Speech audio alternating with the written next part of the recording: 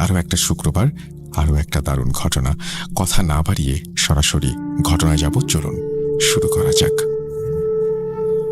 ঘটনাটি যিনি পাঠিয়েছেন তিনি এটার নাম দিয়েছেন লোহার দরজার ওপারে। তারপর তিনি লিখছেন, আসসালামু আলাইকুম সবাইকে, আমি লোপা। লেখালেখির সঙ্গে আমার সখ্যতা, কিন্তু জীবনে এমন একটি অধ্যায় রয়েছে যা কখনো কলমের মুখ দেখতে দেয়নি। বিষয়টা এমন নয় যে আমি বলতে পারতাম না, বরং সাহস পাইনি। হয়তো ভয় ছিল, হয়তো লজ্জা, আবার হয়তো ভাবতাম লোকে বিশ্বাসই করবে না। কিন্তু আজ মনে হলো আর চুপ থাকা উচিত নয়, কারণ এটি আমার খালাতো বোনের জীবনের একটি বাস্তব ঘটনা। একসময় ভেবেছিলাম ঘটনাগুলো নিয়ে বই লিখব, পরে মনে হলো ভূত.com লিখে অন্যদের সঙ্গে ভাগ করে নিই, কারণ এই অভিজ্ঞতা শুধু আমাদের নয়, অনেকেই এমন কিছু অনুভব করেন কিন্তু বলতে ভয় পান। ঘটনাটি একটু বড় হবে, কারণ পুরোটা যদি না বলা হয় তাহলে এর গভীরতা বোঝানো যাবে না। আমার সেজু খালার জীবনের এক সত্য ঘটনা আজ আপনাদের শোনাতে চলেছি। এই ঘটনাটি শুধু ভয়ের নয়, এটা এক বিষণ্ণ বাস্তবতা, যেখানে ভাগ্য, বিশ্বাস আর অদ্ভুত অদৃশ্য শক্তির মিশ্রণে তৈরি হয়েছে এক ভৌতিক অধ্যায়। ঘটনাটা শুরু হয় খালার বিয়ে নিয়ে।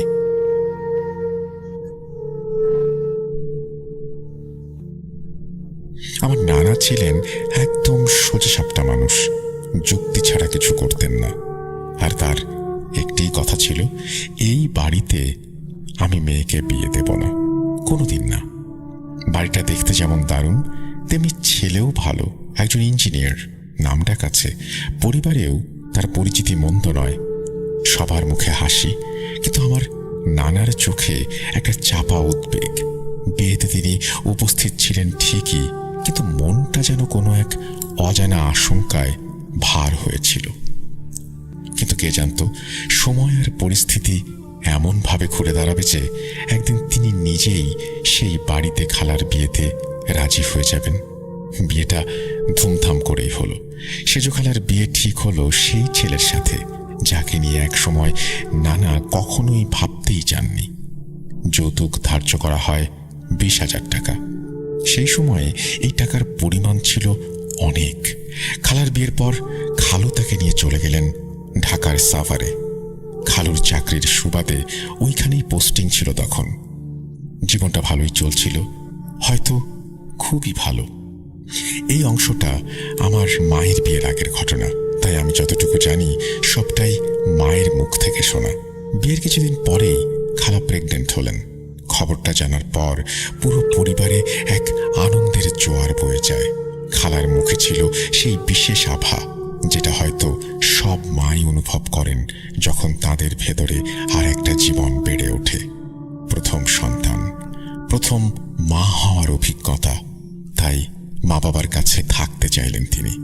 খালুও তখন খালার ইচ্ছাকে গুরুত্ব দিয়েছিলেন, তাই ডাক্তারের পরামর্শ ও পরিবারের চাওয়াতেই খালা বাবার বাড়ি বরিশালে ফিরে এলেন, বাচ্চা হওয়ার সময়টা ওখানেই কাটাবেন বলে। সবকিছু ঠিকঠাক চলছিল। খালা তখন বরিশালে বাবার বাড়িতে। চারিদিক জুড়ে এক ধরনের নিস্তব্ধতা, আর সেই নিস্তব্ধতার মাঝে খালার চোখে মুখে শুধুই এক মায়াবী আনন্দ। তারপর এলো সেই দিনটি, যেই দিনটার অপেক্ষা করেছিল পুরো পরিবার। খালা জন্ম দিলেন এক অসাধারণ সুন্দর মেয়ে শিশুর। সালটা ছিল সম্ভবত 1978 বা 79। নতুন শিশুটির নাম রাখা হলো মুন্নি। যেহেতু বাচ্চা মাত্রই জন্মেছে আর মা হিসেবে শারীরিকভাবে খালার একটু বিশ্রামের দরকার ছিল, তাই তিনি তখনও বাবার বাড়ি বরিশালেই থেকে গেলেন। এটা একেবারেই স্বাভাবিক ব্যাপার ছিল। বরিশালের নিস্তরঙ্গ দিনগুলো কাটছিল মুন্নিকে ঘিরে। সেজু খালা তখনও বাবার বাড়িতে। নতুন মায়ের দায়িত্ব, আদর, ক্লান্তি আর ভালোবাসা ভরা দিনগুলো। ঠিক তখনই একদিন ঢাকা থেকে এলো এক দুঃসংবাদ, যেটা ঝড় তুলল পুরো পরিবারের বুকের ভেতর।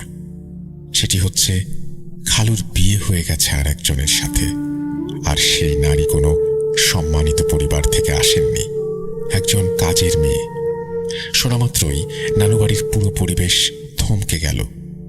এক মুহূর্তে যেন সবকিছু স্তব্ধ হয়ে গেল। নানা, নানি, খালা কেউ যেন ঠিক বুঝে উঠতে পারছিলেন না এটা কি সত্যি নাকি কারো রটানো গুজব। এক নতুন মা, একটা ছোট্ট মেয়ে, আর সেই মাঝপথে এরকম একটি ছোঁয়াচে সত্যের আঘাত। তখন পুরো পরিবার যেন একরকম ধাক্কা খেল। কিন্তু এই দুঃসময়ে যিনি সবচেয়ে দৃঢ়, সবচেয়ে স্পষ্ট ছিলেন, তিনি ছিলেন আমার নানা। নানা কোনো রকম দ্বিধা না করে খুব স্পষ্ট ভাষায় বলে দিলেন, এই লোক আর কখনো আমার মেয়ের ঘরে ফিরতে পারবে না। ওর সাথে কোনো সম্পর্ক নেই, থাকবেও না। আমি আমার মেয়েকে ওর কাছে যেতে দেব না, এই জীবনেও না। খালুর প্রতারণা মেনে নেয়ার প্রশ্নই উঠছিল না। একটা নতুন মা, একটা ছোট্ট বাচ্চা, সব ফেলে একজন স্বামী আরেকটি বিয়ে করল। আমার নানা রীতিমতো আদালতের দ্বারস্থ হলেন, মামলা করলেন। ম্যাজিস্ট্রেটের আদেশে খালুকে ধরে আনা হলো আদালতে। আদালতের ভেতর নানার চোখে ছিল রাগ, ঘৃণা আর অপমানের জ্বালা। সবাই চুপ, শুধু একটি প্রশ্ন ভেসে রইল বাতাসে, বাচ্চাটার কি হবে? এই প্রশ্ন শুনে আদালতের পরিবেশ ভেঙে গেল না, ভেঙে গেল আমার নানার বুকটা। তবুও তিনি দাঁড়িয়ে বললেন, তুমি যা করেছ, তারপরে আমি আমার মেয়েকে তোমার কাছে পাঠাবো না, কিছুতেই না। কিন্তু ঠিক তখনই আমার খালা নিজেই উঠে দাঁড়ালেন, চোখে জল, কণ্ঠে দৃঢ়তা। তিনি বললেন, আমি যাব, মুন্নির জন্য আমি যাব। আমার সন্তান তার বাবার পরিচয় ছাড়া বড় হবে, আমি সেটা চাই না। এই কথা শুনে আমার নানার অবস্থা কেমন যেন ছিন্ন ভিন্ন হয়ে গেল। তিনি আর সহ্য করতে পারলেন না। নানা তখন মাথা নিচু করে বসে পড়েছিলেন। তারপর ধীরে ধীরে উঠে দাঁড়িয়ে একটা কথাই বললেন, মুন্নির মা, তুমি যদি চাও তাহলে আমার মরা মুখ পর্যন্ত দেখবে না। আমি মরলেও তুমি আমার জানাজায় আসবে না। আমার সেজু খালা শেষমেশ গেলেন। সন্তানের মুখের দিকে চেয়ে সব গ্লানি, অপমান, বেদনা গিলে তিনি নিজের সিদ্ধান্তে ফিরে গেলেন ঢাকায়, যেখানে তার স্বামী নতুন সংসার করেছে। খালার চোখে তখন একটাই লক্ষ্য, মুন্নির ভবিষ্যৎ। আর সেই ভবিষ্যতের জন্যই তিনি সব কিছু ছেড়ে, সব অপমান সহ্য করে চলে গেলেন ঢাকায় স্বামীর সংসারে। কিন্তু সেই ফেরা আর আগের মতো ছিল না। শুধু ঘর নয়, জীবনটাই বদলে গেছে। খালা জীবিত থাকতেই আমার নানার কথা সত্যি হয়ে গেল। যেদিন তিনি বলেছিলেন, তুমি যাও, আমার মরা মুখও দেখবে না, তার পরের ঘটনা। যা বলেছিলেন তাই ঘটল। নানা মারা গেলেন। আমার খালা আর কখনোই তার বাবার মুখটা শেষবারের মতো দেখতে পারলেন না। স্বামী তখন এক ঘরে, আর পাশে ছিল তার সেই নতুন বিবাহিত স্ত্রী। ঘর ভাগ, মানুষ ভাগ, সময় ভাগ। তার মধ্যেই একদিন খালার কান পর্যন্ত খবর এলো তার সতীন গর্ভবতী। এর মধ্যেই জন্ম নিল একটি পুত্র সন্তান তার ঘরে। সবকিছু পেছনে ফেলে অনেকটা সময় পার করে খালারা চলে এলেন ঢাকার উত্তরায়। নিজের একটা বাড়ি কিনলেন। মুন্নি আপু বড় হচ্ছিলেন ধীরে ধীরে। একটা শান্ত পরিপাটি জীবন, নামাজ, কোরআন, পড়াশোনা, মাকে সঙ্গ দেয়া, সব মিলিয়ে যেন সবকিছু ঠিকঠাক চলছিল। তিনি পরিপাটি, সংযত, মেধাবী মেয়ে। তিনি শুধু লজ্জাশীল আর নম্রই ছিলেন না, ধর্মে কর্মেও ছিলেন খুবই যত্নবান। 5 ওয়াক্ত নামাজ পড়তেন, কোরআন তেলাওয়াত করতেন, আর পড়াশোনায় অসাধারণ। এসএসসি পরীক্ষায় দুর্দান্ত রেজাল্ট করলেন। সবসময় সবার সাফল্য সবাই নিতে পারে না, আর সবচেয়ে ভয়ানক হয় যখন সেই ঈর্ষা আসে ঘরের ভেতর থেকে, খুব আপন কারো কাছ থেকে। মুন্নি আপুর সৎমা, যে নারী খালার জীবনে আগুন লাগিয়েছিল, যার সন্তান পড়ত ইংলিশ মিডিয়ামে, সেই নারী মুন্নি আপুর সাফল্য সহ্যই করতে পারত না। ছেলে ইংলিশ মিডিয়ামে পড়ে, দামি স্কুলে যায়। মেধা, নম্রতা, ধর্মীয় জ্ঞান, মানসিক পরিপক্কতায় সে কোনোভাবেই মুন্নি আপুর ধারের কাছে না। আর ঠিক এই কারণেই একদিন সেই মহিলা এক ছলনা করলেন। তিনি ঘরে এলেন এবং মুন্নি আপু ও তার ছোট বোন দুলু আপুকে ডেকে বললেন, খুব দামি একটা মধু এনেছি, খাবে? দুলু আপু তখন ছোট কিন্তু অসম্ভব চালাক। তার ভেতরটা কেমন যেন কেঁপে উঠল। তিনি সঙ্গে সঙ্গে না করে দিলেন। কিন্তু মুন্নি আপু, যিনি ছিলেন নামাজি, আল্লাহর ওপর ভরসা করা একজন ধর্মভীরু মেয়ে, তিনি একটু ভাবলেন, তারপর বললেন, আল্লাহর নাম লেখাবো, কিছুই হবে না। ও যদি খারাপ কিছু দিয়েও থাকে আমার রক্ষা হবে। আর সেখানেই ভয়াবহতার বীজটা ঢুকে গেল তার শরীরে। সকালবেলা নীরব শহরের ফাঁকে সূর্য উঠছে ধীরে ধীরে। মুন্নি আপু নামাজ পড়বেন বলে ঘুম থেকে উঠেছেন। ঘরের সবাই তখনও ঘুমে অচেতন। আপু একাই অজু করতে বাইরে গেলেন কলের কাছে। সেই সময়টুকু যেন শান্ত, এক নিস্তব্ধতা ঘিরে রেখেছিল চারপাশ। কিন্তু আপু যখন কলের সামনে দাঁড়িয়ে পানি নিতে গেলেন, তখনই তার চোখে পড়ল কেউ দাঁড়িয়ে আছে। না, মানুষ না, একটা অদ্ভুত ছায়া, কালো জামা পরা, যার দেহের নিচের অংশ মাটিতে আর মাথা উঁচুতে, যেন আকাশ ছুঁয়েছে। তিনি থমকে গেলেন। চোখে বিশ্বাস হলো না। ভুল দেখছেন না তো? ছায়াটা একটুও নড়ছে না, শুধু তাকিয়ে আছে। নিচ থেকে ওপর পর্যন্ত একটানা নীরব নিঃশ্বাসহীন ছায়া। মুন্নি আপু মুহূর্তেই বোঝেন এটা কোনো মানুষ না, এটা কোনো রকম দুঃস্বপ্ন নয়, এটা সত্যি।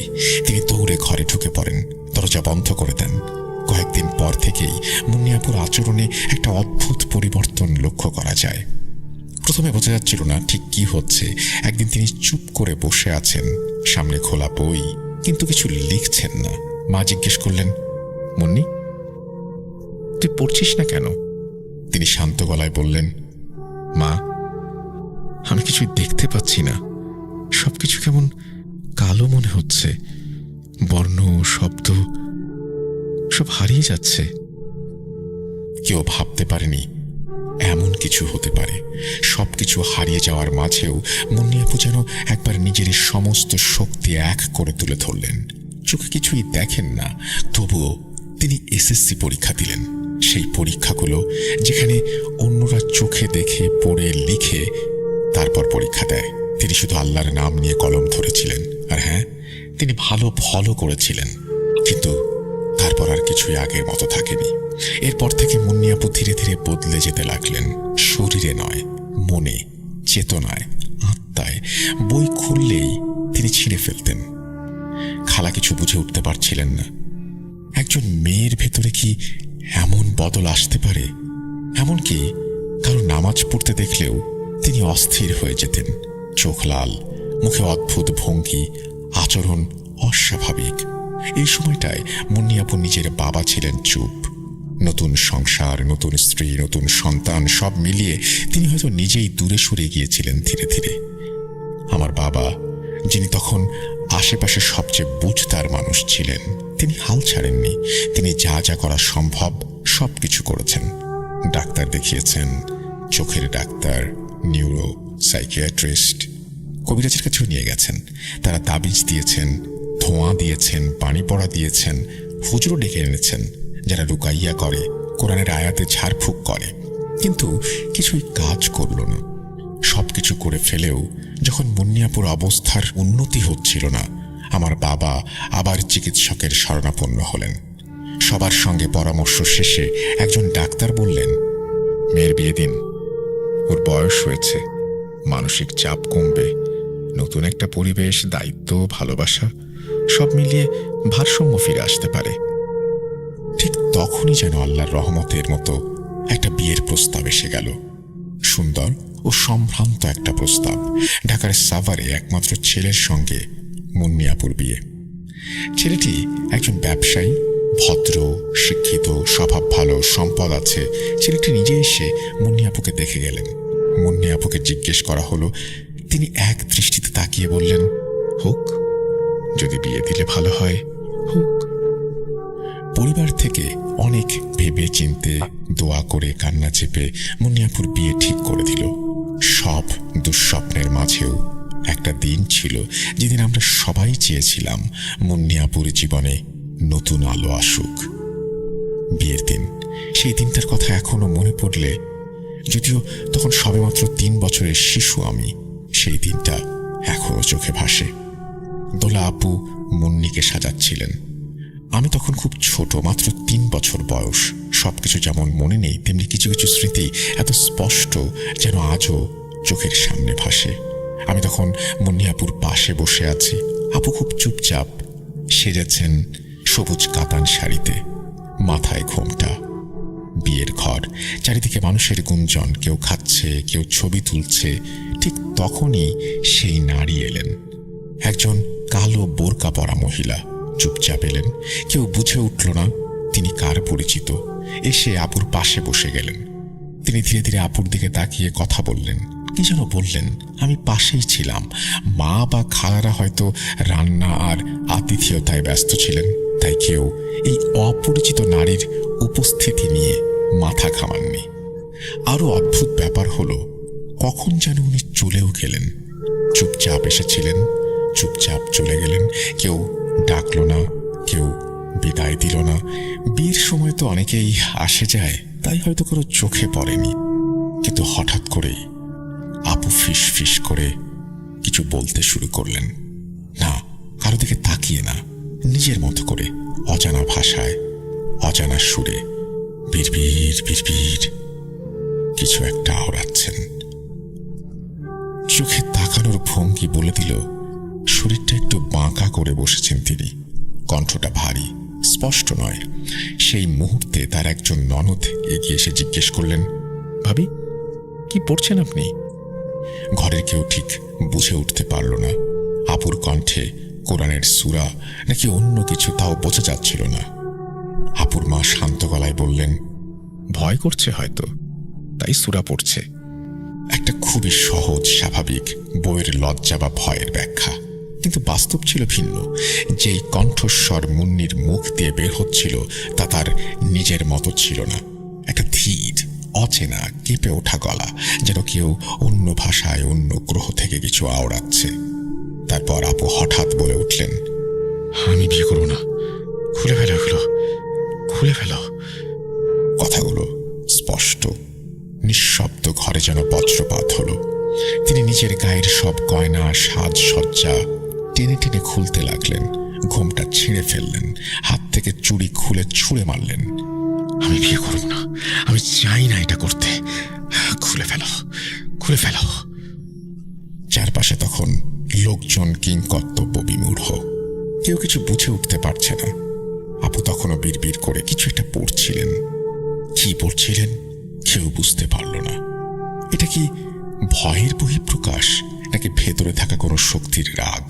তখনই আমার মা, খালারা মিলে হঠাৎ দোয়া পড়তে শুরু করলেন। ঘরের বাতাস ভারী হয়ে উঠল। একটা অদ্ভুত নিস্তব্ধতা ছড়িয়ে পড়ল চারপাশে, যেন ঝড়ের পর হঠাৎ সব স্তব্ধ। হাওয়া থেমে গেল, পাখার শব্দ পর্যন্ত কানে লাগছে না। আর ঠিক তখন মুন্নি আপু একদম চুপ হয়ে গেলেন। চোখ দুটো ধীরে ধীরে স্বাভাবিক হয়ে এলো। মুখে অস্থিরতা নেই, কাঁধে একটা চাপ ছিল, সেটাও কখন চলে গেছে, যেন কিছুই হয়নি। বিয়ের অনুষ্ঠান চলতে থাকলো। অনুষ্ঠানের সব রীতি শেষ হলো। হাসি, কান্না, মিষ্টির হাঁড়ি সব চলল।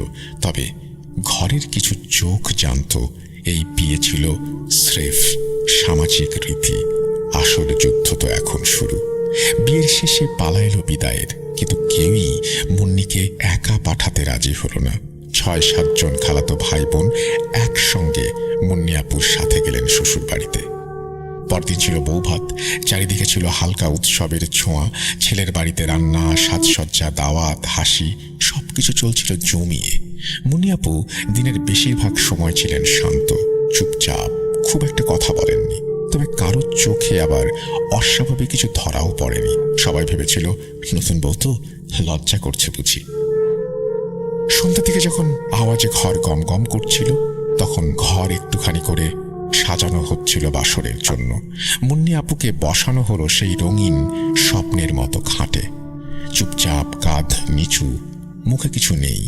বাড়ির সবাই তখনও আনন্দে মেতে আছে। কেউ খাচ্ছে, কেউ গল্প করছে, কেউ বউয়ের ছবি তুলছে।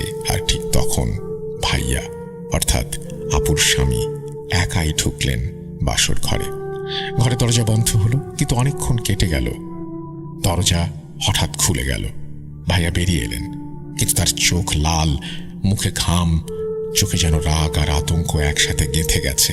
তিনি কোনো কথা না বলে সোজা বললেন, তোমরা কয়েকজন ভেতরে যাও, কথা বলো ওর সাথে। এই বলে খালাতো ভাই আমাদের ভাই বোনদের ডেকে ভেতরে পাঠালেন। ঘরের পরিবেশ মুহূর্তেই বদলে গেল। সবার মুখে চাপা উদ্বেগ, আনন্দ, হাসির শব্দগুলো যেন এক মুহূর্তে থেমে গেল। খালাতো ভাই বোনেরা ভেতরে গেলেন, যেটা কিছুক্ষণ আগেও ছিল ফুলে মোড়া স্বপ্নের ঘর। ঘরে ঢুকেই সবাই থমকে গেলেন। মুন্নি আপু, যিনি কিছুক্ষণ আগেও নীরবে বসেছিলেন, এখন অদ্ভুতভাবে চুপচাপ, চোখে ভয়, মুখে অসংলগ্ন কিছু। জিজ্ঞেস করা হলো, কি হয়েছে মুন্নি? কিছু উত্তর এলো। ভাষা ছিল শিউরে ওঠার মতো, অস্বাভাবিক বার্তা। আমি থাকবো না, আমি চলে যাব। আমি ওনারে বাবা ডেকেছি। খালাতো ভাই বোনেরা ভেতরে ছিলেন। তাদের ডাক শুনে এবার ভেতরে এলেন ভাইয়া ও তার পরিবারের লোকজন। তখনকার পরিবেশটা শান্ত না, উৎসুক না, ভয়ে মোড়া, এক ভারী নিস্তব্ধতায় ভরা। ঘরে ঢুকে সবাই শুনলেন ও দেখলেন ভাইয়া বললেন, আমি ওকে চর মেরেছি, না হলে বাবা ডাকছিল।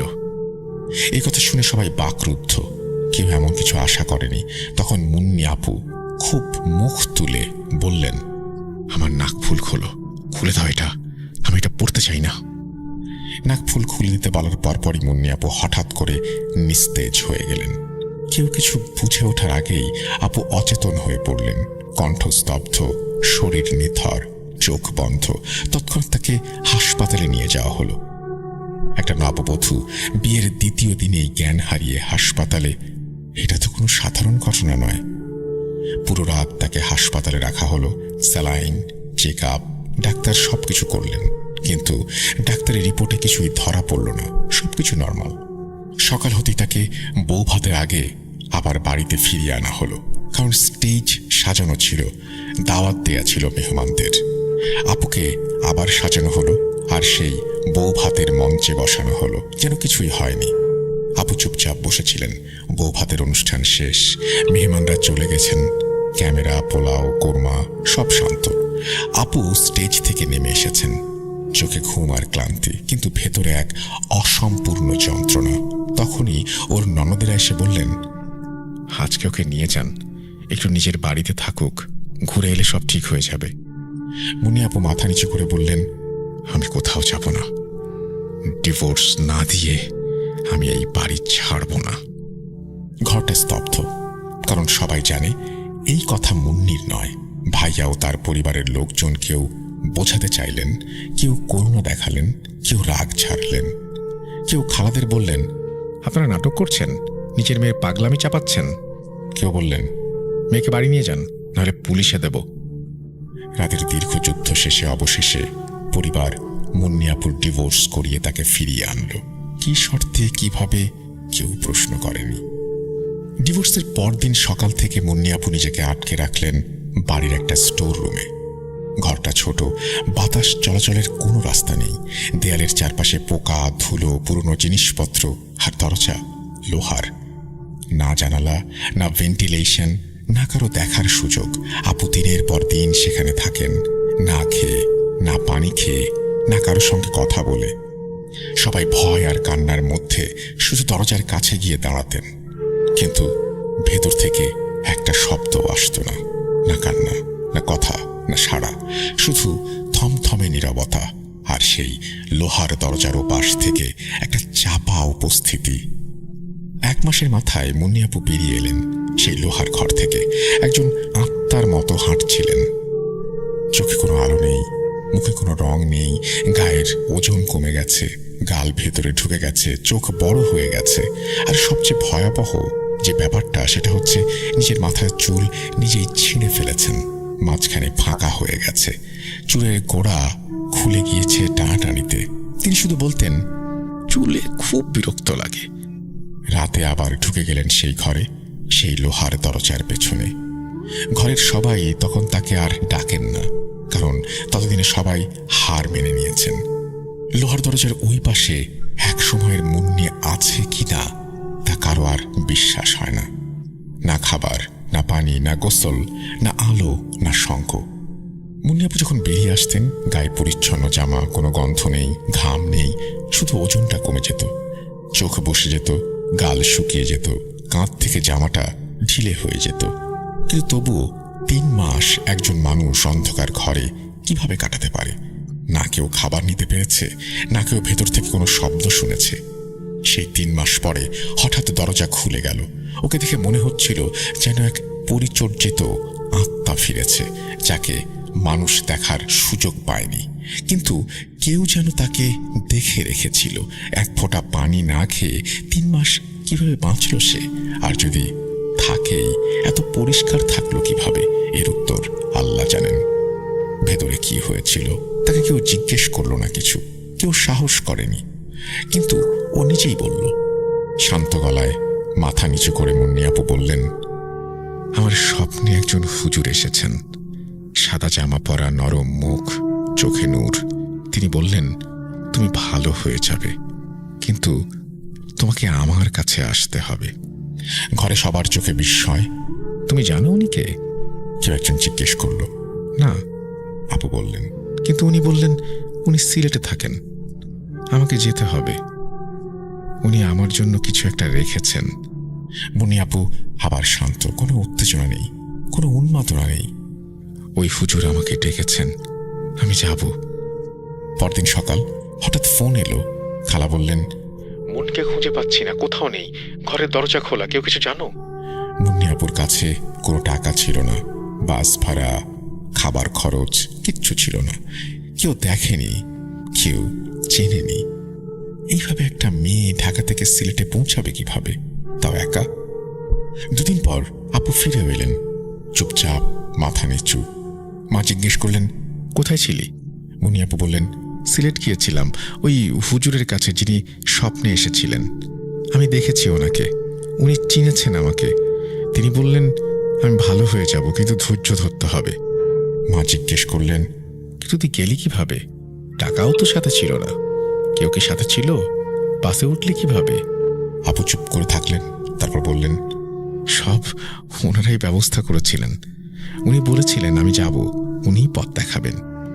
সিলেট থেকে ফেরার পর মুন্নিয়াপু 2 দিন ছিলেন বাসায়। সবার মন শান্ত, কিন্তু রাত নামলেই আপু সারা রাত ঘুমাতেন না, চুপচাপ হেঁটে বেড়াতেন। পেছনের বারান্দা, রান্নাঘর, বাসার ঘর, খালি পায়ে মাথা নিচু করে মাঝে মাঝে জানালার পাশে দাঁড়িয়ে থাকতেন অনেকক্ষণ। নীরবতা এতটাই গভীর ছিল যে রাতের ঘুম ভেঙে কারো চোখ খুলে গেলে মনে হতো এই ঘরে আপু একা না, আরও একজন হাঁটছে। তারপর 3য় দিন সকালে আপু গিয়ে পৌঁছালেন উত্তরার সেই বাড়িতে, আর সেদিন রাতেই আবার সেই লোহার দরজার ঘরে ঢুকে পড়লেন। এভাবেই কেটে গেল 1টা বছর। এই 1 বছরে মুন্নিয়াপু মাত্র একবার বের হয়েছিলেন ঘর থেকে। মুন্নিয়াপুর বিয়েতে কমপক্ষে 2টি ক্যামেরা ছিল আমাদের পরিবারের পক্ষ থেকে। সেগুলো সবসময় স্ট্যান্ড বাই ছিল, হল থেকে ঘর পর্যন্ত, সাজানো থেকে বিদায় পর্যন্ত সব রেকর্ড করা। ছেলে পক্ষ থেকেও আরও কিছু ক্যামেরা ছিল, কিন্তু হঠাৎ খবর এলো ভাইয়া, আপুর প্রাক্তন স্বামী, আরেকটি বিয়ে করেছেন। ওদের পরিবার জানতে চাইল মুন্নি কেমন আছে, সবকিছু ঠিক আছে তো? তখন আমার খালাতো ভাই বললেন, আপনাদের তো ভিডিও আছে, ছবি আছে, আমাদের দেয়া যাবে? আর ঠিক তখনই ওদের পক্ষ থেকে জানানো হলো ভিডিও খোলা যাচ্ছে না, ফাইল খুললে সাদা স্ক্রিন আসে, ছবিগুলো হারিয়ে যায়। মুন্নিয়াপুর কোনো ছবি আসলে আসেনি। কখনো ওর মুখ ঝাপসা, কখনো ওকে ঘিরে আলো ফুটে উঠেছে, আবার কখনো পুরো ফাইলটাই ড্যামেজড। একমাত্র একটি ছবি পাওয়া গিয়েছিল, সেটাতে মুন্নিয়াপুর মুখটা একদম পুড়ে যাওয়া একটা মুখের মতো। কে ছবি মুছে দিল? কেন? কোনো জবাব নেই। এর মধ্যেই খালার আর এক মেয়ে দোলো আপুর বিয়ে ঠিক হলো। সবাই ব্যস্ত, সাজসজ্জা, নিমন্ত্রণ, রান্না। বিয়ের দিনে ঘরের সবাই একসাথে বারবার ডাকলো, ওর চাচি, চাচা, ফুপু, ভাই, কিন্তু একবারও সাড়া দিল না। ঘরের ভেতরটা ছিল চুপচাপ, জানলা দিয়ে আসা আলোটা ওর দরজার ফাঁক দিয়ে পড়ছিল, আর ভেতরে বসেছিল একটা নিঃশব্দ ছায়া ঢাকা সত্তা।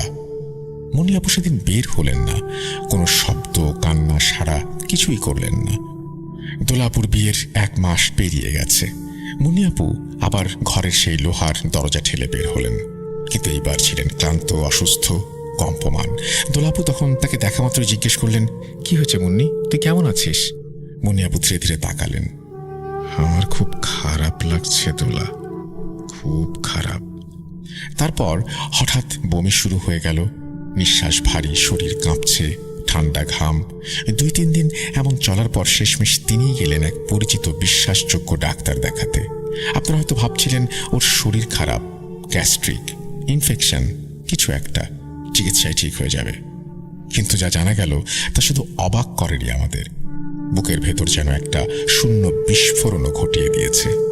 ডাক্তার মুখ নিচু করে রিপোর্ট দেখতে দেখতে বললেন, আপনার বোন, উনি সন্তান সম্ভবা। কেউ বিশ্বাস করতে পারছিলেন না, কেউ বলতেও পারছিলেন না কিছু। তখনও প্রশ্ন উঠল, কিভাবে? আমি জানি না, আমি কিছুই মনে করতে পারছি না, আমি কোথায় ছিলাম, বললেন মুন্নি আপু। ফ্যামিলি সিদ্ধান্ত নিল বাচ্চাটাকে কোনোভাবেই পৃথিবীতে আসতে দেয়া যাবে না। মুন্নি আপু ভেঙে পড়লেন। আমার বাবা, যিনি শুরু থেকে মুন্নি আপুর পাশে ছিলেন, যিনি ডাক্তার, কবিরাজ, হুজুর, রুকাইয়া সবকিছু করেছেন, তিনি একদিন খবর পান একজন হুজুর আছে যিনি অনেক কিছু জানেন। এমন হুজুর পাওয়া মানে শেষ আশার আলো। আল্লাহর বান্দা, কোরআনের বাহক মুন্নি আপুকে আবার আমাদের বাসায় নিয়ে আসা হলো। হুজুর মুখ নিচু করে চুপ করেছিলেন, তারপর ধীরে ধীরে মাথা নেড়ে শুধু বললেন, আমি ওর সামনে বসবো না, কারণ আমি জানি এটা কিসের, এটা কার দ্বারা কিভাবে এসেছে আমি জানি, এবং এটা যাবে না। এই জিনিসের একটাই সমাধান আছে, মৃত্যু। যতদিন বেঁচে থাকবে এটা ওর ভেতরে থাকবে। অনেকবার চেষ্টা হয়েছে, দোয়া, চিকিৎসা, হুজুর, ভরসা, ভালোবাসা, কিন্তু মুন্নি আপু কোনোদিন আর মুন্নি হয়ে ফিরে আসেননি। দিন কাটতে লাগলো, তিনি আর কথা বলেন না। মাঝে মাঝে কিছু বলেন, সেটা অবুঝ ভাষায়, অচেনা চোখে তাকিয়ে। তিনি 2 বার নিজের জীবন শেষ করার চেষ্টা করেছেন, কিন্তু 3য়-বারে কেউ তাকে থামাতে পারেনি। ভোরবেলায় যখন দরজা খোলা হলো, তার নিথর শরীর মেঝেতে পড়েছিল, চোখ খোলা, মুখে অদ্ভুত শান্তি, আর শরীর নিঃশ্বাসহীন। 27 রমজান, এক পবিত্র রাত। আল্লাহর ঘর গমগম করছিল জিকিরে, দোয়ায়, মাফ চাওয়ায়। আর সেই রাতেই মুন্নি আপু পৃথিবী ছেড়ে চলে গিয়েছিলেন। তার ঠোঁটে লেগেছিল হালকা হাসি। মরদেহ প্রস্তুত হচ্ছিল কাফনের জন্য, আর ঠিক তখনই আকাশ থেকে যেন নেমে এলো কাকের দল। শুধু 2-4টা না, অনেকগুলো কাক ঝাঁকে ঝাঁকে দল বেঁধে চিৎকার করতে করতে হাজির সবাই। ঘরে ছিল একটি বেড়াল, যেটিকে মুন্নি আপু মাঝে মাঝে খাবার দিতেন। সেই বেড়ালটাও সেদিন ঘরের এক কোণায় বসে কাঁপছিল। আর কাকগুলো, ওদের চোখে আলো ছিল না, কিন্তু বোঝা যাচ্ছিল ওরা শুধু দেখতে নয়, বুঝতে আর অনুসরণ করতেও এসেছে। ওরা যেন শেষবারের মতো বিদায় জানাতে এসেছে কাউকে, কারণ তারা জানতো এই শরীরটা শেষ, কিন্তু এই আত্মা এখন তাদের জগতে ফিরছে। 2 দিন পর মারা গেল ওর প্রিয় বিড়ালটি, যেটা কেবল ওর কাছ থেকেই খাবার খেত। সে যেন জানতো, যার জন্য আমি এসেছি সে আর নেই, তাহলে আমার থাকার মানে কি? অন্যদিকে দোলা আপু তখন ছিলেন দেশের বাইরে। কেউ তাকে কিচ্ছু বলেনি, কারণ পরিবার জানতো এই খবর শুনলে দোলা নিজেকে সামলাতে পারবেন না। কিন্তু ঠিক তখন দোলা আপু বারবার ফোন দিতে লাগলেন, অস্থির হয়ে উঠলেন, কারণ তিনি মুন্নিকে নিজের বাসায় দেখেছেন। তিনি বললেন, মুন্নি বসে আছে আমার মেয়ের পাশে।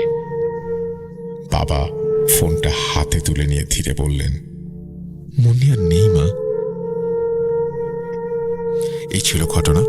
যদি ঘটনাটি ভালো লাগে অবশ্যই আমাদের জানাবেন, আর ঘটনাটি সম্পর্কে আপনার কোনো মন্তব্য থাকলে সেটাও শুনতে চাই, কারণ ঘটনাটি পড়ার পরে আমি এখনো অনেকক্ষণ ধরে ভাবছি যে ঘটনাটি আসলে কিভাবে ঘটলো, কোথায় গেল। খুবই অন্যরকম একটি ঘটনা, সচরাচর এই ধরনের ঘটনা পাওয়া যায় না, সেজন্য আপনাদের মতামত জানানোটাও জরুরি। আশা করছি কমেন্ট সেকশনে জানাবেন, ইনবক্স করবেন, ইমেল করবেন। আমরা চলে যাব আমাদের পরবর্তী ঘটনায়।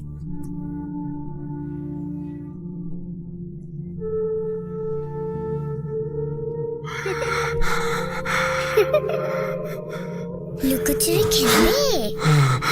লুকোচুরি তুমি লুকাও, আমি ঠিকই তোমাকে খুঁজে পাবো।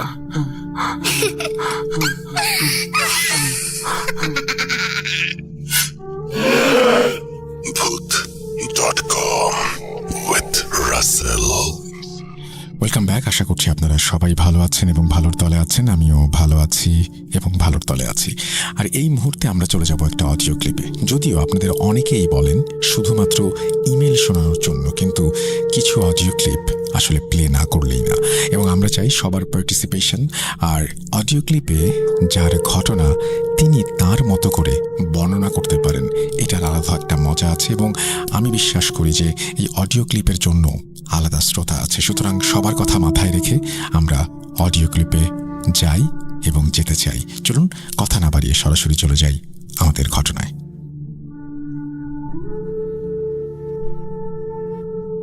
আসসালামু আলাইকুম রাসেল ভাই। আল্লাহর অশেষ রহমতে আলহামদুলিল্লাহ ভালো আছি। আশা করি আপনিও ভালো আছেন, কেননা আপনি সবসময় ভালোর দলে থাকেন। আমি মোহাম্মদ রাজীব ইসলাম বলতেছি, বরিশাল মেহেন্দিগঞ্জ থেকে। আমি এখন বর্তমানে গুলশান 2 নম্বর একটা ছোটখাটো জব করতেছি। তো আমি অনেক আগ থেকেই ভূতে প্রেমের সাথে জড়িত থাকতাম, যখন আমার কাছে বাটন ফোন ছিল। তো বর্তমানে আমি আপনাদের ভূত.com এর সাথেও আছি নিয়মিত, আপনাদের ঘটনা শুনি। তো চিন্তা করলাম যে শুধু শুধু ঘটনা শুনলেই তো আর হবে না। তো যদি একটা ঘটনা আমিও আমার মাধ্যমে ভূত.com এ যায়, তো নিজেকে আসলে অনেক সার্থক ভাবতাম। সেই ক্ষেত্রে আমার এক মামার কাছ থেকে 2টা ঘটনা শোনা, এক জেলে ভাইয়ের। তো জেলে ভাইয়ের নাম ছিল শহীদুল ইসলাম। তো তিনি প্রতিদিনের মতোই জেলে ছিল, তো প্রতিদিন জাল বাইতো। তো তার সাথে আরেকটা লোক ছিল, তার নাম ছিল ঠিক আমার মনে নেই। তো 2 জনের কথা ছিল যে রাত্রে 1-1:30টার দিকে তো তাদের জাল বাবার জোবা ছিল। তো সেই অনুযায়ী তাদের কথা ছিল যে সবাই যাতে ঠিক টাইমে যেন তাদের নৌকায় আইসা পড়ে। যেই বাবা সেই কাজ। তো শহীদুল ইসলাম সে ভাবলো যে শুধু শুধু বাসা থেকে তো আর লাভ নাই, তো তার চেয়ে বরং আমি নদীতেই চলে যাই। তো নদীর পাড়ে তাদের নৌকা ছিল, সেখানে সে অনেকক্ষণ শুয়েছিল। সে বাঁশি বাজাতে যেন সে শুয়ে অনেকক্ষণ বাঁশি বাজাতে লাগলো। তো বাঁশি বাজাতে বাজাতে অনেকক্ষণ সময় হয়ে যায়। যাওয়ার পরে দেখতেছে যে তার সাথে যাওয়ার কথা ছিল সে এখনো আসেনি। রাত প্রায় 1টা থেকে 1:30 বেজে গেছে। তাদের যে সময় জাল ফালানোর, মাছ ধরার, ওই সময় ওভার হয়ে যাইতেছে। তো তখন সে চিন্তা করলো, তার পাশেই ছিল নদীর কাছেই তার শ্বশুর বাড়ি ছিল, প্রায় 15 থেকে 20 মিনিট পথ। তো চিন্তা করলো যে শুধু শুধু নদীর পাড়ে বসে থেকে তো আর লাভ নেই, তার চেয়ে বরং আমি শ্বশুর বাড়ির দিকে রওনা দিই। যে বাবা সেই গাছ, সে তার বাঁশিটা হাতে নিয়ে সে হাঁটতেছিল। আর রাত প্রায় তখন 1:30 কি 1:45টার মতো বাজে। তো শ্রীপুরে, মেহেন্দিগঞ্জের শ্রীপুরে একটা মোল্লাবাড়ি নামে একটা জায়গা আছে। তো ওই জায়গাটা যারা শুনতেছে, যদি শ্রীপুরের কেউ থাকে অবশ্যই চিনবে। মোল্লাবাড়ির ওইখান থেকে যদি আসরের পরে বা মাগরিবের পরেও যদি কেউ যাইতো, তাহলে তার মনের ভিতর অন্যরকম একটা অস্বস্তি ফিল হতো। সেইখানে সে রাত্র 1:30 থেকে 1:45টার দিকে যাইতেছিল একা একবারে। সে বাঁশি বাজাতে বাজাতে রাস্তা দিয়ে যাইতেছিল। তো যখনই মোল্লাবাড়ির সামনে যাওয়ার পরে হাতের বামে একটা রাস্তা থাকে। তো ওই রাস্তা দিয়ে যদি যায়, তাহলে এক বড় একটা বাগান থাকে, ওই বাগানের ভিতর দিয়া শর্টকাটে যাওয়া যায়। সে চিন্তা করলো যে শর্টকাটে যাওয়ার দরকার নেই, তার চেয়ে বরং আমি মোল্লাবাড়ির সামনে দিয়ে ঘুরে যাই। তো যে বাবা সেই কাজ, সে কি করলো, ওই মোল্লাবাড়ির সামনে দিয়ে যখন যাইতেছিল, যখন হাতের বামে মোড় না নিয়ে সোজা যাওয়া ধরছিল, তো কিছু দূর যাওয়ার পরেই সে দেখতে পাইতেছিল যে অনেক সুন্দর 3টা মেয়ে অনেক সুন্দর দাঁড়িয়ে আছে, উল্টো দিকে ফিরে দাঁড়িয়ে আছে। তো শহীদুলের মনের ভিতরে আবার একটু শয়তানি বুদ্ধি ছিল। আগের অনেক মানুষ, ঘটনা প্রায় 10 থেকে 15 বছর আগের। তো বুঝতে পারতেছেন যে আগের মানুষের সাহস অন্যরকম ছিল। তো যেই বাবা সেই কাজ, সে কি করলো, সে আস্তে আস্তে ওইখান থেকে যাইতেছিল। তো যাওয়ার সময় যখনই তাদেরকে ওই 3টা মেয়ে ছিল নাকি পুরী ছিল জানি না, তাদেরকে যখনই ওভারটেক করতেছিল তখনই মাঝখানে যে মেয়েটা থাকে ওই মেয়েটা তাকে তার হাতটা খপ করে ধরে ফেলে পিছন থেকে।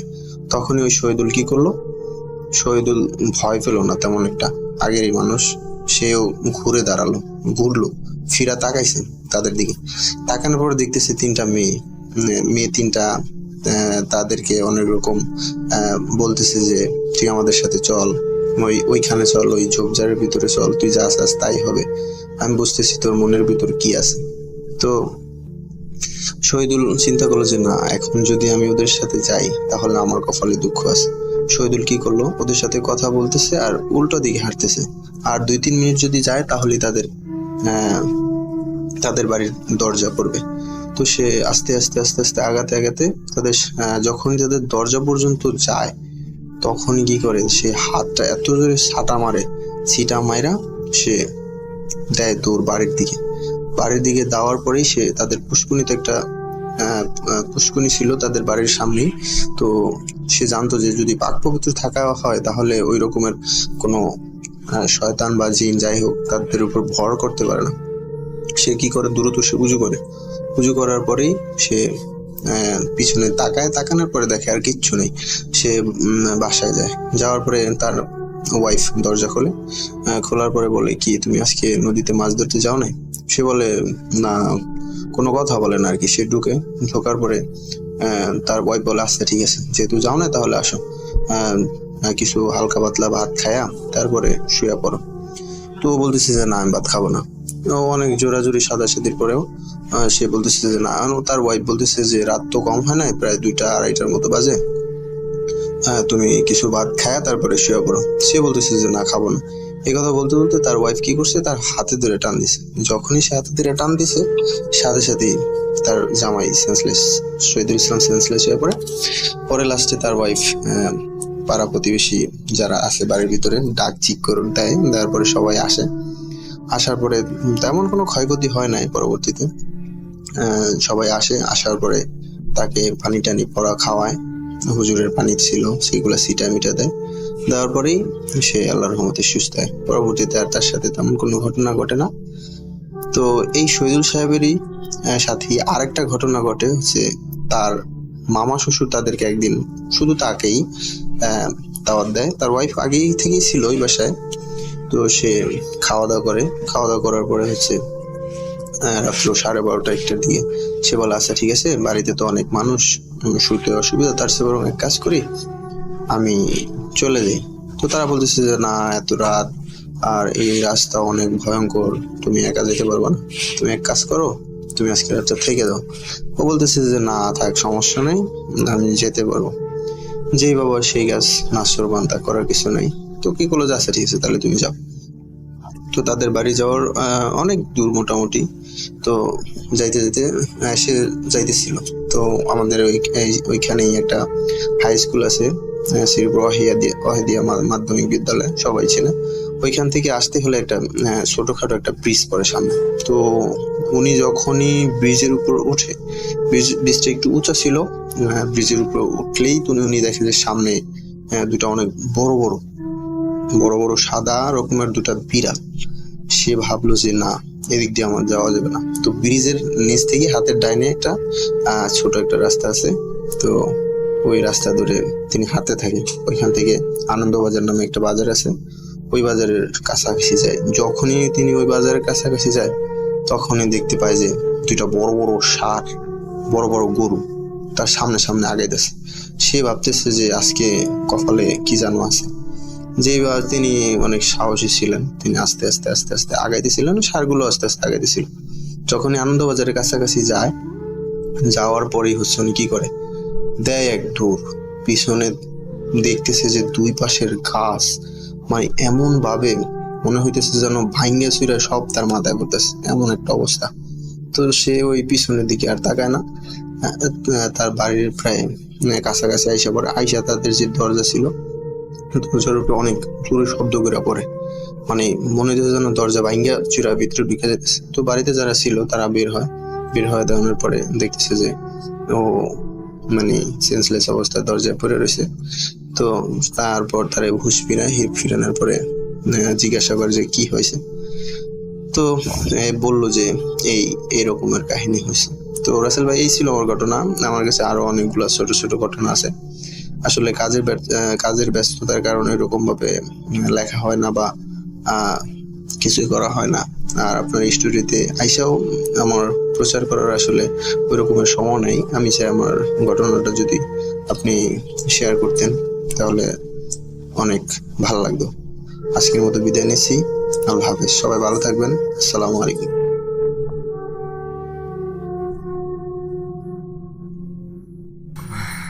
কেন তুমি আসো?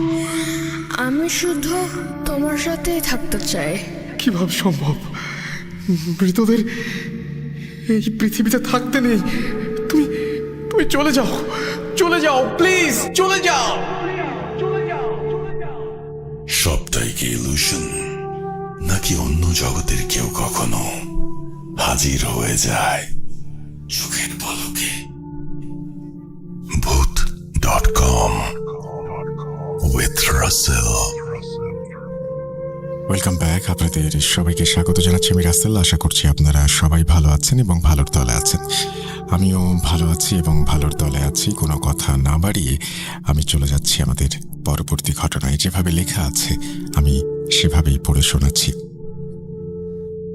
আসসালামু আলাইকুম রাসেল ভাই, আমি শুভ বলছি। বাড়ি খুলনা বিভাগের ঝিনাইদহ জেলার চাঁদপুর গ্রামে। আমি Booth.com একজন নিয়মিত শ্রোতা। আজকে আপনাদের সঙ্গে আমার জীবনের একটা সত্য ঘটনা শেয়ার করছি। একদম বেশি কথা না বলে শুরু করি। ঘটনাটি 2022 সালের ডিসেম্বর মাসের। আজও ওই রাতের কথা মনে পড়লে গায়ের লোম দাঁড়িয়ে যায়, বুক ধক ধক করে ওঠে।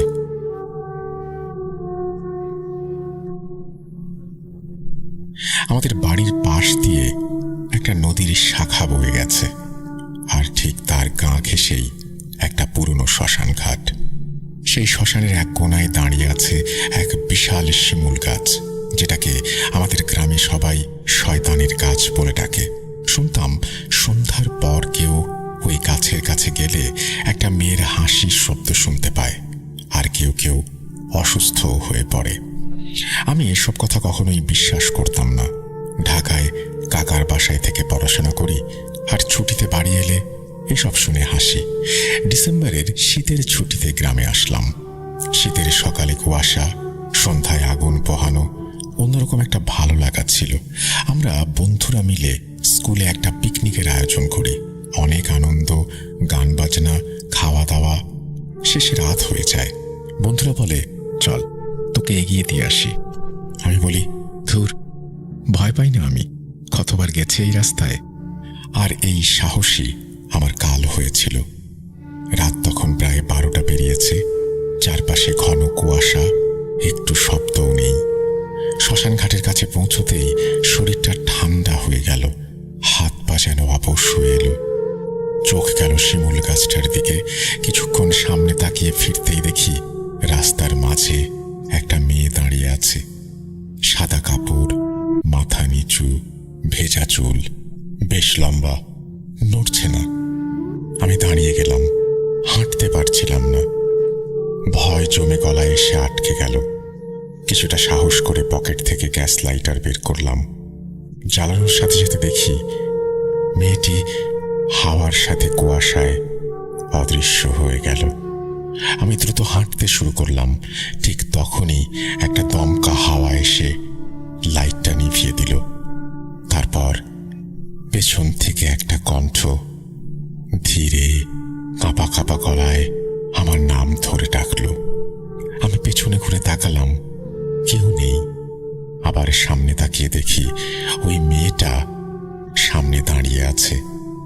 সাদা জামা, মুখ দেখা যাচ্ছে না, আর তার পা দুটো উল্টানো। আমি কাঁপছিলাম। মেয়েটা ধীরে ধীরে বলল, শিমুল গাছের নিচে নাকি তাকে কবর দেয়া হয়েছে। তারপর আমার আর কিছু মনে নেই। পরদিন রাতে জ্ঞান ফিরলে দেখি আমি আমাদের বাড়ির ঘরে শুয়ে আছি। মা বললেন, তোকে শ্মশান ঘাটের পাশে অজ্ঞান অবস্থায় পাওয়া গেছে। এলাকার লোকজন বাড়ি নিয়ে এসেছে। জ্ঞান ফিরলেও আমার ভয় যায় না। সেই রাতে আমি আর ঘুমোতে পারিনি। মাঝরাতের দিকে মনে হলো কেউ আমাকে বাইরে থেকে আমার নাম ধরে ডাকছে। আমি ভয়ে চিৎকার করে উঠি। মা দৌড়ে এসে জানালার দিকে তাকিয়ে দেখেন কিছুই নেই। পরদিন সকালে মসজিদের ইমাম আমাদের বাড়িতে আসেন। একটা তাবিজ দিয়ে বলেন, শ্মশান ঘাট থেকে কিছু একটা এর পেছনে লেগেছে। ইনশাল্লাহ এই তাবিজ পড়লে আর সমস্যা হবে না। এরপর থেকে, অর্থাৎ এই তাবিজটি পড়ার পর থেকে আমার আর সমস্যা হয়নি। তাবিজটি এখনো আমার গলায় আছে, কিন্তু ওই শ্মশান ঘাটের পাশ দিয়ে আমি আর একা যাই না। এই ঘটনাটা সিলেক্টেড হলে অবশ্যই জানাবেন। আমার কাছে আরো ঘটনা আছে, চাইলে পরেরটা পাঠিয়ে দেব। এই বলে তিনি তার ঘটনা শেষ করেছেন। যদি এই ঘটনাটি ভালো লাগে অবশ্যই আমাদের জানাবেন। আমরা চলে যাব আমাদের পরবর্তী ঘটনায়।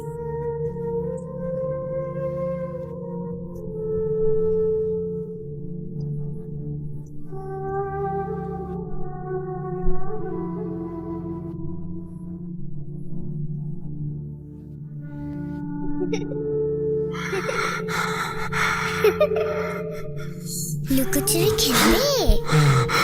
লুকোচুরি? তুমি লুকাও, আমি ঠিকই তোমাকে খুঁজে পাবো।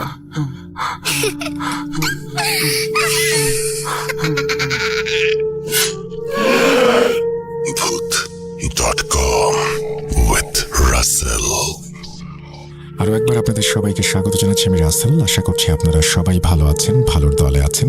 একটু আগে যে অডিও ক্লিপটা প্লে করলাম সেটা কেমন লাগলো অবশ্যই জানাতে ভুলবেন না। আর যদি আমাদের আজকের এই এপিসোডটি ভালো লাগে তাহলে অবশ্যই লাইক দেবেন, কমেন্ট করবেন, শেয়ার করবেন বন্ধুদের সাথে, ফ্যামিলি মেম্বারদের সাথে। আমরা চলে যাব আমাদের দ্বিতীয় অডিও ক্লিপে।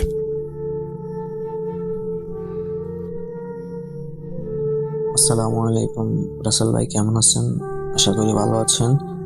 আমি জাহিদ শাহরিয়ার বলতেছি নোয়াখালী থেকে, কিন্তু বর্তমানে আমি এখন আমেরিকান প্রবাসী।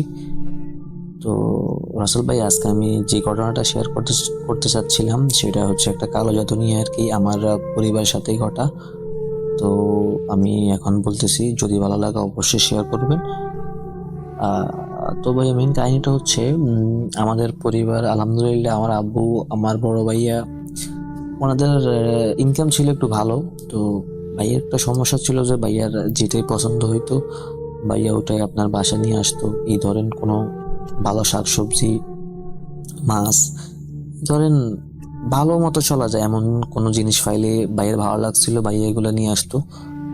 তো ঘটনাটা শুরু হয়, ভাইয়া আপনার কয়েকটা মাছ কিনছিল বড় বড়, কিন্তু যেদিন থেকে এগুলো আনছিল তখন থেকেই সমস্যাটা শুরু হয় আর কি আমাদের পুরো পরিবারের সাথে।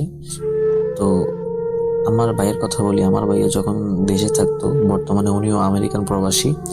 তো উনি যখন দেশে থাকতো মূলত উনি শিক্ষকতা করতো আর সাথে টিউশনি করতো। তো ভাইয়া মূলত সন্ধ্যার সময় একটু টিউশনি করাইতো। তো ভাইয়ার বাসা আসতে আসতে আপনার 9টা বাজতো, 9:30 অথবা আপনার 10টা, অনেক সময় 11টা হয়তো বাসায় আসতে আসতে। তো আমি আপনাকে বলি ভাইয়া, আমাদের বাসা থেকে একটু দূরে আপনার একটা কবরস্থান ছিল। তো ভাইয়া একদিন আসছিল। আমি আপনাকে আরেকটা কথা বলি ভাইয়া, আমার ভাইয়ের কাছে একটা নিউ বাইক ছিল, একদম নতুন, ব্র্যান্ড নিউ। তো ভাইয়া যখন আসতেছিল তখন ভাইয়ের বাইকটা একদম স্টপ হয়ে যায়। কিন্তু নতুন বাইক, সবকিছু একদম ঠিক ছিল, কিন্তু বাইকটা কেন জানি আপনার স্টার্ট নিচ্ছিল না। তো ভাইয়া আপনার বাইক থেকে নেমে যায়। নামার পরে ভাইয়া একটু চেষ্টা করে যে হাত দিয়ে আপনার বাইকটাকে নিয়ে আসবে, কিন্তু বাইকটাকে ভাইয়া নাড়ানো সম্ভব আপনার হচ্ছিল না আর কি। তো ভাইয়া একটু ভয় পেয়ে যায়। তখন ভাইয়া বাইকটা রেখে একটা দৌড় দিয়ে আমাদের বাসায় চলে আসে। আসার পরে আমাকে ডাকার পরে বলে যে এই সমস্যা, একটু আমার সাথে আয়। রাসেল ভাই, আমাদের যে জায়গায় বাইকটা ছিল ওইখান থেকে আমাদের বাসায় আসতে আপনার কমপক্ষে 2 থেকে 3 মিনিট সময় লাগে। তো ভাইয়া আসলো, ভাইয়া আসার পর আমাকে ডাকলো। আমরা যখন গেলাম ঠিক তখনই বাইকটা পড়ে গেল।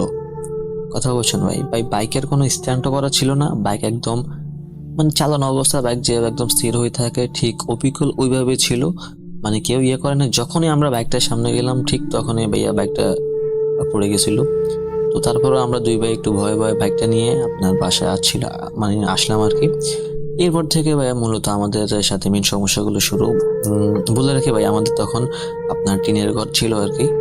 তো রাত্রে যখন আমরা ঘুমাইতাম মনে হতো যেন আমাদের চালের উপর দিয়ে কেউ হাঁটে, তারপরে আমাদের দরজায় টক টক শব্দ। অবশ্য এটা এটা সর্বক্ষণ হইতো, মানে আমরা রাত্রে যে ঘুমাবো এই মানে এরকম কোনো অবস্থা ছিল না। তো আমার বড় ভাইয়ের বউ, উনি একটু আপনার ধার্মিক মানুষ, কিন্তু মানে উনি ছাড়া আমাদের সব বাসার যত মানুষগুলো আছে সবগুলোর সাথে সমস্যা মানে আপনার শুরু হচ্ছিল আর কি। তো আমরা দেখতাম যে আমাদের আপনার যে বাসার মধ্যে দেখতাম যে ছায়া হাঁটে। প্রথম আমরা হয়তো ভাবতাম যে আমরা সারাদিন এত পরিশ্রম করি, ক্লান্তির কারণে হয়তো এগুলা দেখতেছি, এটা হইতে পারে, হয়তো বা আমাদের ঘুমের ঘরে এমনটা হইতে পারে, এই ভেবে আমরা কেউ কারোর সাথে এগুলো শেয়ার করতাম না। কিন্তু ভাই আস্তে আস্তে এগুলো বাড়তে শুরু করলো। আপনার ঘুমের মধ্যে দুঃস্বপ্ন দেখা, তারপরে ঠিক মতো ঘুমানো যায় না, আমাদের রাস্তাঘাটে হাঁটতে পারি না, এদিক থেকে ঢিল আসে ওই দিক থেকে ঢিল আসে, মানে এক অবস্থা খারাপ। তারপরে এদিকে আপনার কয়েক মাস চলে গেল, ভাইয়ার একটু ফাইন্যান্সিয়াল অবস্থা একদম খারাপ, তারপর আব্বুর একটু মানে অবস্থা একদম খারাপ, মানে আমাদের টাকা সোর্সে একদম নাই। তো ভাই আস্তে আস্তে ঘরে সবার মধ্যে একটু আমি আপনাকে বলি যে আমাদের পুরো পরিবার, আমরা একদম হাসি খুশি পরিবার, আমরা যতজন ফ্যামিলি মেম্বার আছি আমরা সবাই হাসি খুশি ভাবে কথা বলি, একদম হাসি খুশি, আপনার দুষ্টামি সবকিছু হইতো আমাদের মধ্যে। কিন্তু আস্তে আস্তে ধীরে আমাদের পরিবারের সবার মধ্যে আপনার দূরত্বটা বাড়তে শুরু হয়। কেউ আপনার কারোর সাথে কথা মানে বলতোই না, খাওয়া দাওয়া হইতো শেষ। মানে আমরা যে একটা হাসি খুশি পরিবার ছিলাম, সবার সাথে কথা বলতাম, মজা করতাম, আমাদের মধ্যে এগুলা একদম বিন্দু পরিমাণ শেষ। আপনাকে বলি ভাই, আমরা 3 ভাই, আমার মেজো ভাই হচ্ছে হুজুর। তো মানে উনি যেহেতু একজন হুজুর মানুষ, ওনার সাথে তো কোনো সমস্যা হয় নাই বলতে গেলে। আমাদের পরিবারের মধ্যে একমাত্র উনি একদম ঠিক ছিলেন, যেহেতু উনি হুজুর, কোরআনে হাফেজ, তো সেহেতু ওনারা তো সমস্যা হয় নাই। আর আমরা বাকি সবগুলা মানুষ এটার জন্য সাফার করছি অনেক। তো ভাইয়া যখন মানে এভাবে এতগুলো সমস্যা মানে হইতেছে, আমার বড় ভাইয়া, আমি, তারপর আমার আব্বু, আমরা ঘুমাইতে পারতাম না। মানে ঘুমাইলে মনে হইতো মানে আমাদেরকে কেউ মারতেছে, খারাপ স্বপ্ন দেখতেছি, তারপরে ঘরে আগুন লাগতেছে, মানে এইভাবে ভাইয়া মানে আমরা শান্তির ঘুম যাব মানে এরকম কোনো ওয়ে ছিল না। তারপরে আমাদের মেজাজের কথা বলে লাভ নাই, বিনা কারণে আমরা মানে আমাদের সাথে মানে অনেকের পুরো বাড়িতে যারা ছিল সবার সাথে আমাদের ঝগড়া হইতো। তো আমার যিনি হুজুর ভাই, আমার মেজো ভাই, উনি ঠিক মতো মানে বুঝছিলেন যে এই সমস্যা কোন একটা প্যারানর্মাল সমস্যা হচ্ছে আমাদের সাথে। তো উনি এমনি হুজুর, উনি মানে এত তান্ত্রিক সম্পর্কে অথবা জিন সম্পর্কে ওনার এত ধারণা নাই। তো মানে আমার ভাইয়া আমাদের সবাইকে মানে বললো যে হয়তো বা আমাদের সাথে কোনো সমস্যা হইতেছে, আমি কোনো কবিরাজের সাথে যোগাযোগ করি। এই কথা বলার সাথে সাথে আমার আব্বু আমার ভাইয়ার এত জোর একটা থাপ্পড় দিছে যে বলার মতো না। একটা নর্মাল কথা, কিন্তু আমার আব্বু মানে ওনার সাথে মানে ওই সময়গুলো মানে সবচেয়ে বেশি হচ্ছিল। আর উনি মানে অলরেডি প্রসেসড ছিল, যার কারণে মানে এই আপনার সমস্যাগুলো হচ্ছিল। তারপরে আমার ভাইয়া আপনার এর সাথে কথা বলে, একজন কবিরাজের সাথে কথা বলে, কিন্তু ভাইয়া কবিরাজ দেখায়, কবিরাজ আসে, মানে যত কিছু পারে সবকিছুই করে, কিন্তু এটার কোনো মানে আপনার সমাধানটা ওনারা দিতেই পারে না, উল্টো আমাদের থেকে টাকা মানে যাইতেছে ভাইয়া, টাকা এত হওয়ার মানে ওরা মানে নিত। শুধু আমরা মানে ভাবতাম যে এটা যে আমাদের একটু শান্তি প্রয়োজন, আমরা মানে এটা থেকে রক্ষা পাইতেছে, আমাদের মেন কথা হলো এইটা। তো ভাইয়া মানে এমনি করতে করতে ধরেন আমাদের 6টা-7টা সম্ভবত 6-7টার মতো কবিরাজ দেখানো শেষ, কোনো কিছুই মানে হচ্ছিল না। আপনার এইদিকে আবার মানে আমাদের ভয়াবহতা মানে অনেক বেশি হয়ে গেছিল। আমার বড় ভাইয়ার ওনার সমস্যাটা হচ্ছিল সবচেয়ে বেশি, ওনার মধ্যে মানে উনি শুধু চাইতো যে মানে উনি আত্মহত্যা করুক, মানে আপনার করবে, মানে কখনো আপনার গলায় ফাঁস দেওয়ার ইয়ে করতো, কখনো হাত কাটার ইয়ে করতো, মানে এইভাবে মানে মানে ওনারা মানে আমাদের পুরো পরিবার মানে সবাই চাইতো যেন সবাই সবাই আপনার নিজেকে নিজে খুন করে। শুধু আমার মেজো ভাই একটু আপনার সুস্থ ছিল। তো এভাবে চলতে চলতে একদিন একজন তান্ত্রিকের খোঁজ পায় আমার ভাইয়া। উনি তান্ত্রিক বলাটা আমার ঠিক হবে না, উনি একজন আল্লাহওয়ালা মানুষ, একদম হুজুর টাইপের মানুষ ছিলেন। উনি আসলেন, আপনাকে বলি ভাই আমার আবার তুলা রাশি। তো উনি আসলেন, উনি আসার পরে বলতেছেন যে আপনাদের মধ্যে যদি কেউ আপনার তুলা রাশি থাকেন তাহলে আমার সামনে আসেন। তো ভাই যেহেতু আমি তুলা রাশি ছিলাম, আমি গেলাম। যাওয়ার পর আমাকে বললো যে আপনি বসেন, আপনার সামনে আমি এক গ্লাস পানি রাখবো, আপনি দেখেন আপনি কিছু দেখেন কিনা। তো ভাই মানে এমনিতেই আমি এগুলো বিশ্বাস করি না, কিন্তু উনি বললো যে আচ্ছা ঠিক আছে। আমি বসলাম, বসার পর উনি একটা কালো কাপড় নিলেন, নিয়ে নেওয়ার পরে আমার চোখে আপনার বেঁধে দিলেন। এরপরে উনি কিছু একটা করলেন, করে আমার চোখে একটু হাত ইয়ে করলেন, দেওয়ার পরে বললো যে আপনি কি কিছু দেখেন? রাসেল ভাই আমি কিছুই দেখি না, দেখতেছি আমার চোখ বাঁধা, একদম অন্ধকার। কিন্তু হঠাৎ করে আমি দেখতেছি ভাই আমার সামনে বিশাল একটা কি বলে এটাকে, একটা মাঠের মতো একটা জিনিস দেখা যাচ্ছে। আর এই জায়গার মধ্যে একজন ধবধবে সাদা কাপড় পরিহিত একজন মানুষ, দেখতে আপনার আলেমের মতো মনে হচ্ছিল, একজন হুজুর মানুষ। আমি শুধু মানে দেখতেছি একজন হুজুর দাঁড়িয়ে আছে। তো যিনি কবিরাজ উনি আমাকে বলতেছে আর কি, আপনি কি কাউকে দেখতেছেন? তা আমি বললাম যে হ্যাঁ, আমি তো দেখতেছি একজন হুজুর মানুষ টাইপের মানুষ, উনি আমাকে সালাম দিছে মাত্র। তো বললো যে আচ্ছা ঠিক আছে, আপনি সালামের উত্তর নেন, উত্তর নেওয়ার পরে আপনার সমস্যার কথা বলেন। তো ভাই আমি যেহেতু এখন আমার চোখের সামনে দেখতেছি, আমি সালামের উত্তর নিলাম। উত্তর নেওয়ার পরে বললাম যে দেখেন হুজুর, আমাদের সাথে এই সমস্যা হচ্ছে। তো হুজুর বললো আচ্ছা ঠিক আছে, আমি দেখতেছি, আপনি ইয়ে করবেন না, আপনি তাকে থাকেন। তো ভাই কিছুক্ষণ পরে মানে দেখতেছি মানে অনেকগুলো কালো কালো আপনার কাপড় পরা মানুষ, কি এটা মানুষ কিনা আমি জানি না, কাপড় পরা আপনার অনেকগুলা, মানে ওই হুজুরটা যিনি প্রথমে আমার সাথে মানে কথা হয়েছিল আমার চোখ বাঁধা অবস্থায়, উনি সবগুলো নিয়ে আসলেন আর বললেন যে দেখেন এইগুলা। হ্যাঁ, আমি বললাম যে হ্যাঁ ঠিক আছে ঠিক, জি হুজুর, আমি তো দেখতেছি সবগুলো কালো কালো মানুষ। বললো যে এরা কালো মানুষ না, এরাই হচ্ছে জিন, এরা আপনাদেরকে সমস্যা করতেছে। সমস্যা না, আমি এদেরকে হত্যা করে ফেলবো, আপনারা এগুলো চিন্তা করিয়েন না। তো রাসেল ভাই আমি দেখলাম যে হুজুর মানে শুধু হাত নাড়াইতেছেন আর কালো কালো মানুষগুলো শুধু উদা হচ্ছে, এইটাই, আমি আর কিছু দেখি নাই। মানে এইভাবে আপনার শেষ হলো, আমি এত কিছু মাথায় নিয়ে নেই। তারপর রাসেল ভাই এগুলো শেষ। হুজুরে আমার এখনো মনে আছে, হুজুরকে আমরা দিয়েছি প্রায় আপনার 50,000 টাকা, অনেকগুলো টাকা। তারপরে ধরেন আমরা একটু আপনার স্বস্তিতে ছিলাম যে আলহামদুলিল্লাহ হয়তো এবার আমরা এটা থেকে মুক্তি হয়ে গেছি। কিন্তু রাসেল ভাই যখন উনি গেল, হুজুর আমাদেরকে বললো যে আর কোনো সমস্যা নাই, যে আপনারা এখন এখান থেকে মুক্ত। তো রাসেল ভাই আমি আপনার রাত্রেবেলা খাওয়া দাওয়া করে আপনার শুয়েছিলাম রাত্রে 10টায়।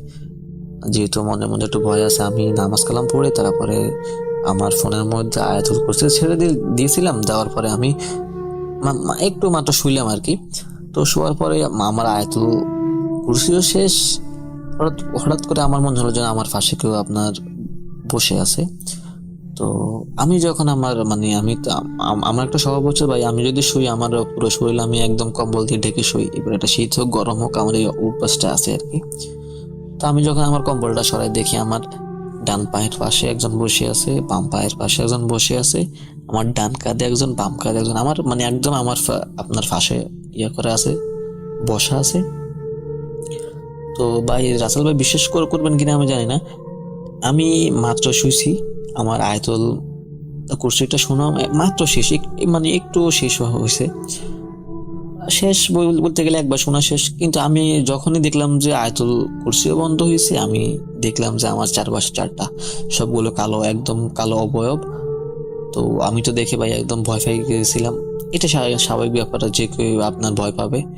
কিন্তু আসলে ভাই আমি ওই যে আয়াতুল কুরসিটা মানে আপনার শুনছিলাম না, ওইটা শোনার পর আমি শুধু বুকে একটা হালকা একটা ফু দিছিলাম। এখন আমি দেখতেছি যে মানে আমার চোখ একদম খোলা, কিন্তু আমি হাত পা নাড়াইতে মানে আপনার পারতেছি না। যখনই আমি আপনার দেখতেছি এগুলো, আমি দেখতেছি এরা শুধু আমার ভিতরে ঢোকার ট্রাই করতেছে, কিন্তু আমি মানে কেন জানি ওরা মানে ফাটতেছে না, ওরা ইয়ে করতেছে, মানে ঢোকার চেষ্টা করতেছে, কিন্তু কোন একটা শক্তি যেন মনে হচ্ছে ওদেরকে ধাক্কায় ফালাই দিচ্ছে। রাসেল ভাই, আমি একটু ভয় পেয়ে গেছিলাম।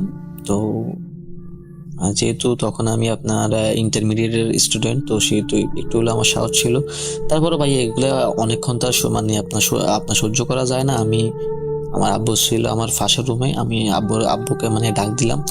আব্বুকে ডাক দেওয়ার সাথে সাথে এগুলো সব উদাও হয়ে গেছিল।